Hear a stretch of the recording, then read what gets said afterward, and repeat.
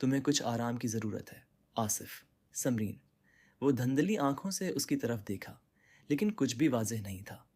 نے آصف کی طرف جھک کر کہا۔ اس کے جسم کی خوشبو آصف کے ذہن کو مزید الجھاتی جا رہی تھی۔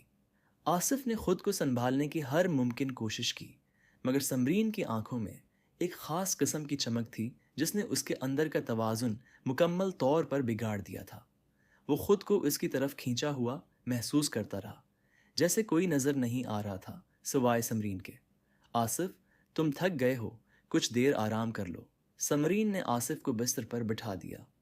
آصف کی نظریں سمرین کی مسکراہٹ پر رکی ہوئی تھیں اور وہ چاہ رہا تھا کہ کچھ دیر کے لیے بس یہی لمحے میں گم ہو جائے، لیکن اس کی حالت میں بگڑتی چلی جا رہی تھی۔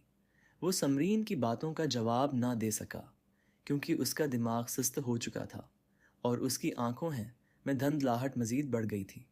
وہ خود کو کنٹرول کرنے کی کوشش کرتا رہا لیکن ایسا ممکن نہیں تھا۔ آصف، تم کچھ نہیں کر پاؤ گے، تمہیں آرام کی ضرورت ہے۔ سمرین کی آواز میں ایک شیطانی لچک تھی جو آصف کی عقل پر غلبہ پا چکی تھی۔ جیسے ہی آصف بستر پر لیٹ گیا، سمرین اس کے قریب آئی اور اس کی مسکراہٹ آصف کو مزید بے قابو کر رہی تھی۔ آخر وہ اپنے حواس پر قابو نہ رکھ سکا اور بے ہوش ہو گیا۔ آصف بے ہوش ہونے کے بعد سمرین نے جو کیا تھا وہ اس کے لیے ایک سنگین غلطی تھی اور آصف کی حالت اس وقت بگڑ رہی تھی۔